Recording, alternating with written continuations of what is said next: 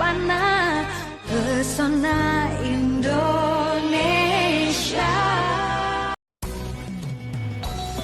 Halo, assalamualaikum warahmatullahi wabarakatuh. Ketemu lagi dengan Dia Putranti Rahmanintias. Nah, kali ini kita akan bahas mengenai budaya. Budaya mana yang akan kita bahas? Siapa di sini yang tidak tahu dengan makanan paling enak di dunia, yaitu rendang? Ya, rendang adalah makanan terenak di dunia yang berasal dari etnis Minangkabau.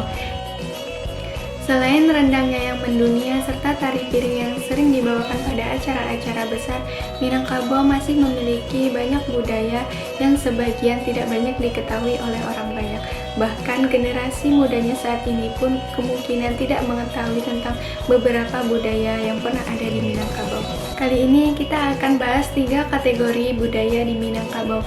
Yang pertama ialah budaya yang sudah mulai hilang, yang kedua adalah budaya Minangkabau yang mengalami perubahan, dan yang ketiga adalah budaya Minangkabau yang masih eksis hingga saat ini.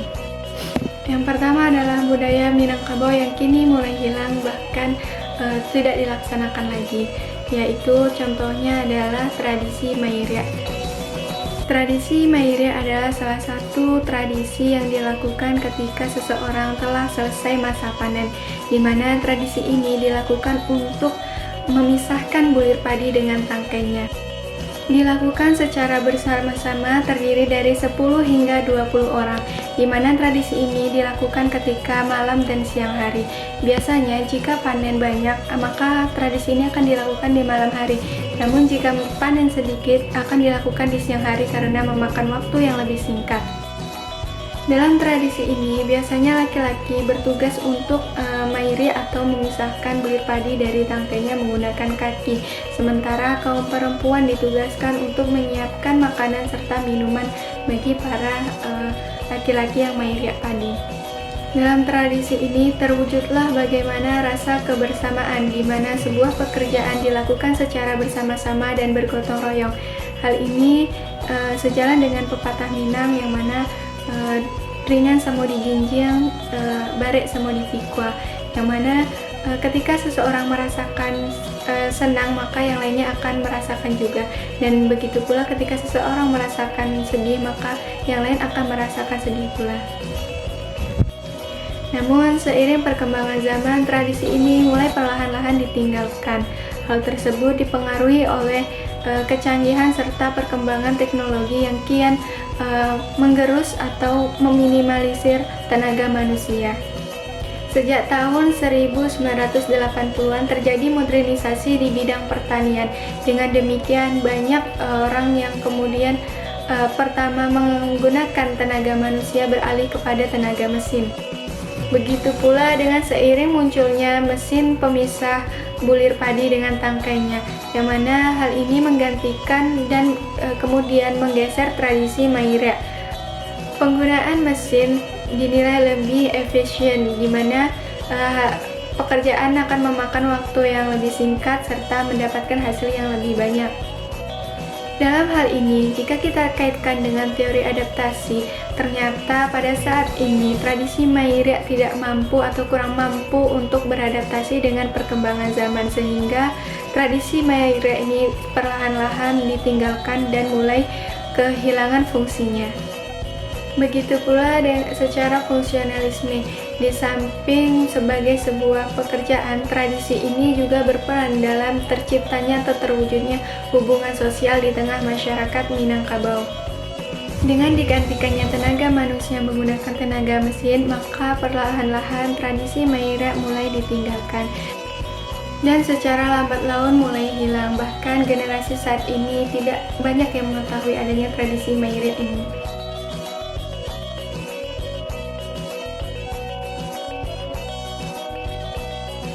Selanjutnya kita masuk pada tradisi yang mengalami perubahan. Selain tradisi yang mulai menghilang, ternyata ada tradisi yang mampu beradaptasi dan mengalami perubahan. Contohnya adalah tradisi maimbau menggunakan sirih. Sudah menjadi hal yang lazim bahwasanya orang Minangkabau sejak masa dahulu suka mengunyah sirih. Menyiria ini terdiri dari sirih, pinang, sadah, dan gambir. Kebiasaan menyiring ini dipercaya dapat memperkuat gigi dan menjaga kesehatan mulut. Namun ada pula tradisi menyiring ini digunakan untuk mengundang seseorang dalam acara tertentu. Mengundang menggunakan sirih ini biasanya disebut dengan kebiasaan atau tradisi maimbau. Biasanya seseorang yang akan mengajakkan acara seperti pernikahan, khitan, kemudian upacara, peringatan kematian, serta batagak penghulu akan melakukan atau mengundang seseorang menggunakan sirih. Biasanya orang yang ditugaskan untuk mengundang atau yang biasa disebut tukang imbau akan mengucapkan kalimat kepada orang yang diundang. Begini kalimatnya: kami dilapih inyak datua mengimbau apa ibu ipar bisan sarato saisi sarumah nanko untuk pai acara baralek kami. Mengundang menggunakan sirih ini bertujuan untuk memperkuat tali silaturahmi antara masyarakat Minangkabau. Namun pada saat ini tidak banyak lagi generasi yang masih menerapkan atau melakukan kebiasaan mengunyah sirih, sehingga tradisi atau kebiasaan mengimbau menggunakan sirih ini kemudian mengalami perubahan seiring berkembangnya zaman pula.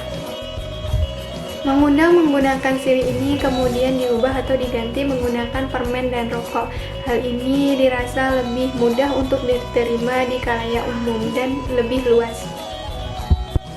Dengan demikian dapat kita pahami bahwasanya kebiasaan mengimbau atau mengundang menggunakan sirih ini bukan ditinggalkan tetapi mengalami perubahan.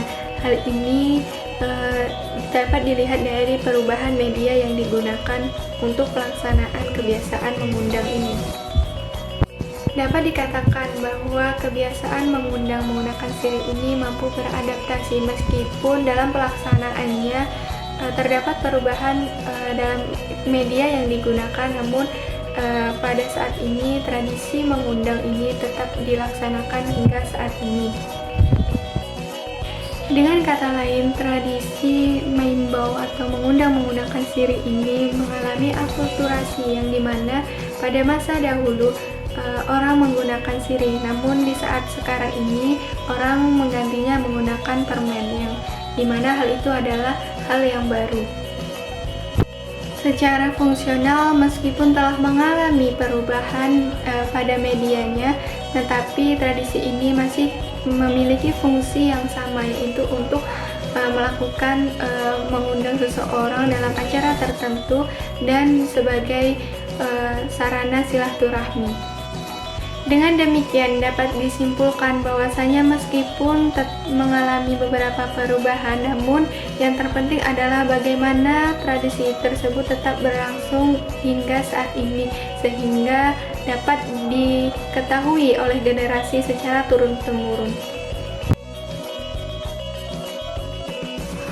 Yang ketiga adalah tradisi yang mampu bertahan hingga saat ini atau tradisi yang masih eksis, di mana tradisi ini masih tetap dilaksanakan atau masih tetap terjaga meskipun telah mengalami beberapa perubahan perkembangan zaman, namun tradisi ini masih tetap sama. Contohnya adalah tradisi Batagak Penghulu. Tradisi Batagak Penghulu merupakan suatu tradisi atau kebiasaan yang dilakukan untuk memilih atau mengganti seorang penghulu, yaitu pimpinan kaum atau suku di Minangkabau. Penghulu di Minangkabau merupakan salah satu tokoh terpenting, di mana penghulu adalah simbol bagi keturunan serta simbol identitas suatu kaum atau suku yang ada di Minangkabau. Batagak penghulu dilakukan ketika seorang penghulu dirasa sudah layak diganti dengan penghulu baru. Bagi masyarakat Minangkabau sendiri, tradisi Batagak Penghulu atau pergantian penghulu ini merupakan salah satu tradisi terpenting untuk dilakukan, karena penghulu merupakan salah seorang yang berperan penting dalam keberlangsungan adat istiadat Minangkabau. Penghulu adalah kunci yang mengatur kepentingan dari sebuah kaum. Dalam tradisi Batagak Penghulu ini terlihat bagaimana wujud Minangkabau itu sebenarnya, karena dalam acaranya orang-orang yang mengikuti acara Batagak Penghulu akan mengenakan pakaian adat, kemudian juga terdapat beberapa hidangan khas Minangkabau serta pertunjukan kesenian Minangkabau seperti pertunjukan musik tradisional yang diantaranya adalah tambua, tansa, gandang, talempong, dan alat musik lainnya, serta terdapat pula pertunjukan tarian seperti tari gelombang, tari piring, dan pertunjukan lainnya. Batagak Penghulu tidak peduli di desa maupun di kota, tradisi Batagak Penghulu harus tetap dilakukan untuk menentukan atau mengganti penghulu yang sudah layak untuk diganti demi keberlangsungan suatu kaum serta adat istiadat yang berlaku di Minangkabau. Dengan kata lain, meskipun telah mengalami dan melewati berbagai perkembangan zaman serta berbagai perubahan yang ada, namun tradisi ini harus tetap dilaksanakan sebagaimana mestinya. Dalam hal ini, tingkat kepentingan atau kedudukan tradisi Batagak Penghulu inilah yang membuat tradisi ini mampu bertahan hingga saat ini dan mampu beradaptasi sehingga masih tetap terlaksana meskipun telah mengalami atau melewati berbagai macam tantangan di saat perubahan zaman yang begitu maju.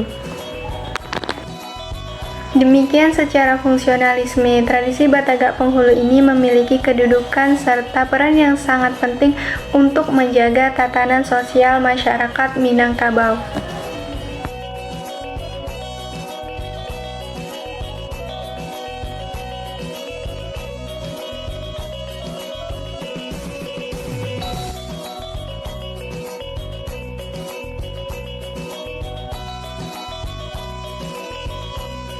Seiring perkembangan zaman yang menyebabkan berbagai perubahan di tengah-tengah masyarakat Minangkabau, terdapat budaya yang mampu beradaptasi dan beberapa di antaranya juga mengalami perubahan, sementara yang lainnya tidak dilakukan kembali dan secara perlahan menghilang.